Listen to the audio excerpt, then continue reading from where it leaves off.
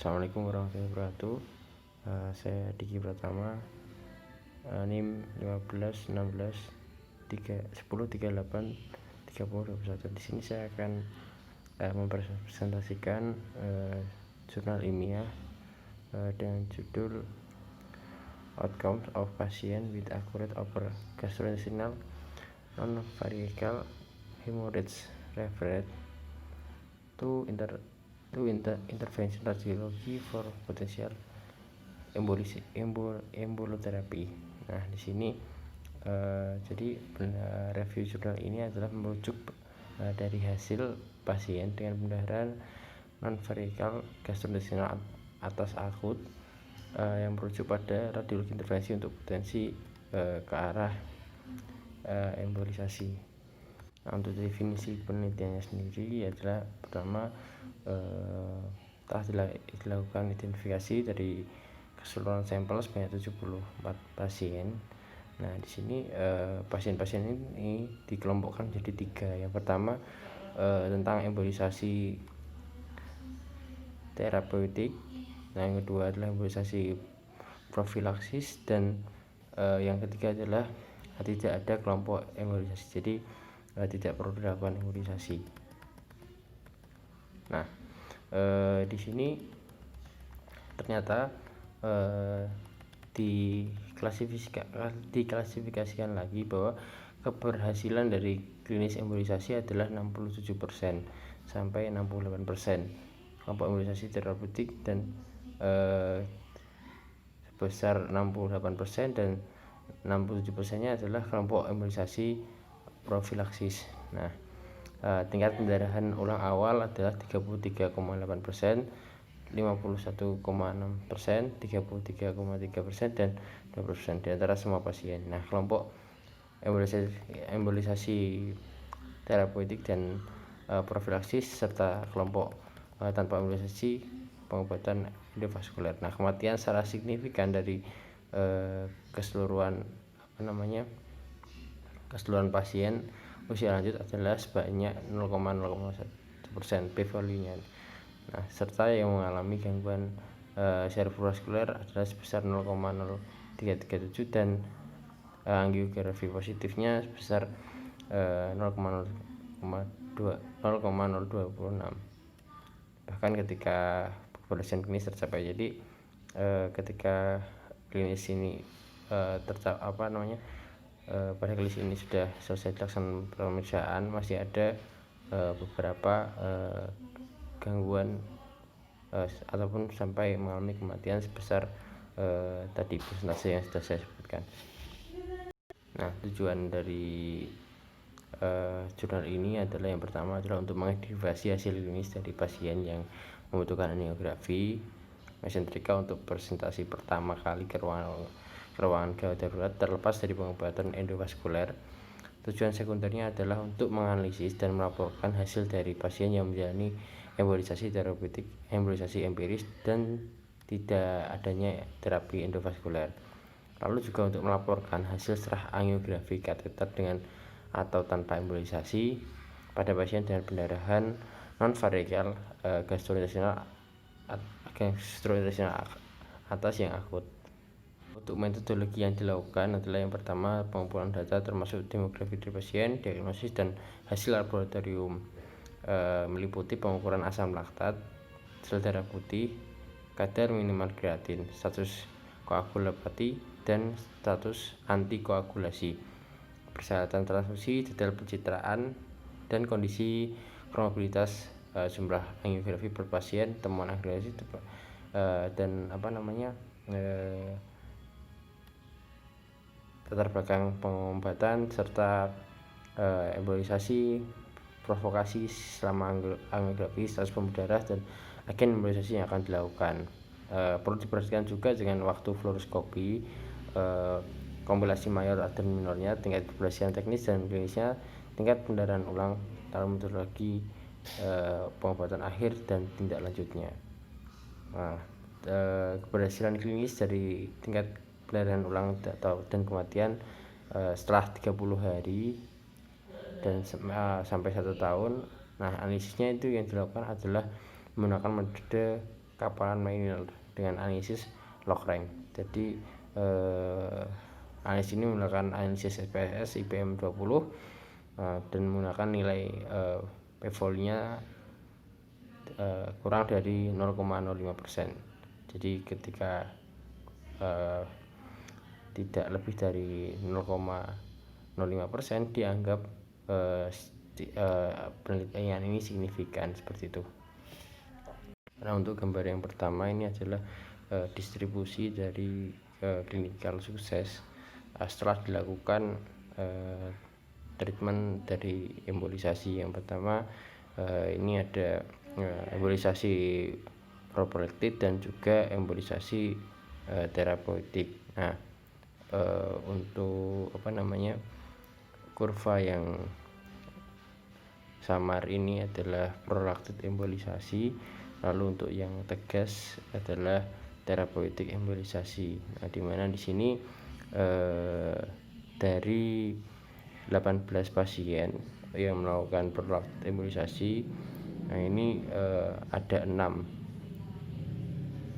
jadi 6/18. Lalu untuk yang terapeutik embolisasi ini 10/31, jadi klinikal suksesnya sebanyak itu.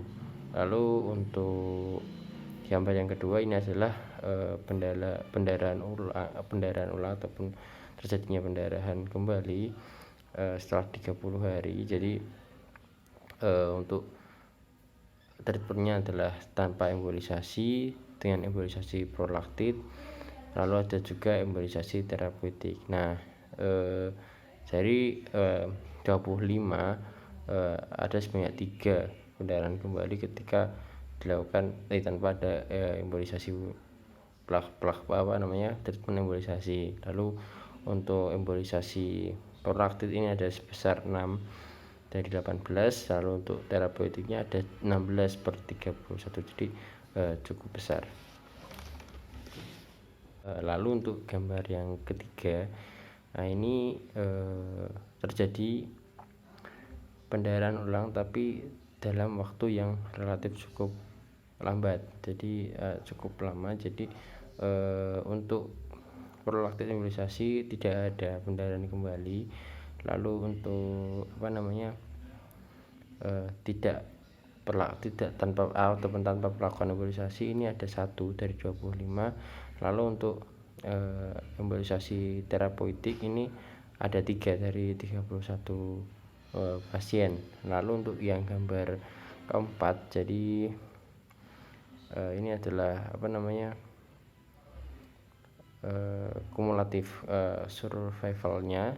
Jadi dari perbandingan juga dari treatment 3 treatment tadi yang dilakukan, jadi sebanyak 8 dari 25 ini masih bisa survive dalam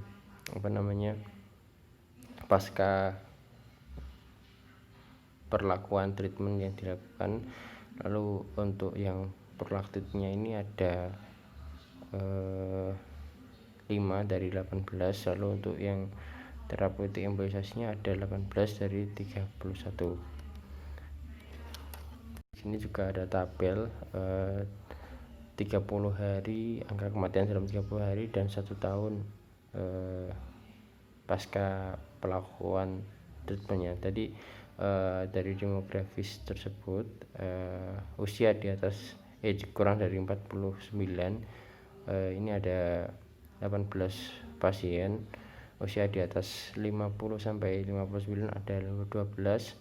Usia di atas 60 sampai 69 ada 18. Usia 70 sampai 79 ada 16 pasien, dan usia di atas 80 ada 10 pasien, meliputi 46 pasien laki-laki dan 28 pasien perempuan. Nah, untuk angka kematian atau angka mortalitasnya untuk usia di bawah 49 ini ada 0,049, dan juga untuk usia rentan 50 sampai 59 ada 0,039. Lalu untuk usia 60 sampai 69 ada sebesar 0,935. Lalu untuk usia 70 sampai 79 ada 0,372. Untuk usia 80 sebesar 0%. Lalu untuk rata-rata kumulatif keseluruhan frekuensinya 0,848. Nah, jadi overall dalam 1 tahun secara kumulatif ada 0,544. Nah, di sini juga diterangkan perlakuan-perlakuan yang dijalankan dan dalam prosedur pelakuan dari embolisasi sendiri. Lalu juga ada beberapa klinis yang mungkin menyertai dari pasien tersebut seperti itu. Jadi juga ada treatment yang dilakukan serta teknikal suksesnya di sini ada 49 dari 51. Ada juga klinikal sukses yang early-nya sebanyak 33 dari 49. Lalu ada klinikal suksesnya yang late ada 30 dari 49. Nah, di sini juga menerangkan juga bahwasanya ternyata penyakit bawaan itu juga cukup besar signifikasinya, karena di sini terlihat salah satunya adalah diabetes mellitus sebesar 0,81. Jadi penyebab kematian cukup tinggi karena di atas 0,05%, 0,05 signifikasinya seperti itu. Jadi bisa dilihat di sini juga termasuk juga coronary artery disease dan juga kardiomyopati juga ada cirrhosis. Nah, ini juga cukup tinggi sebesar 0,434 dan juga 0,583 seperti itu.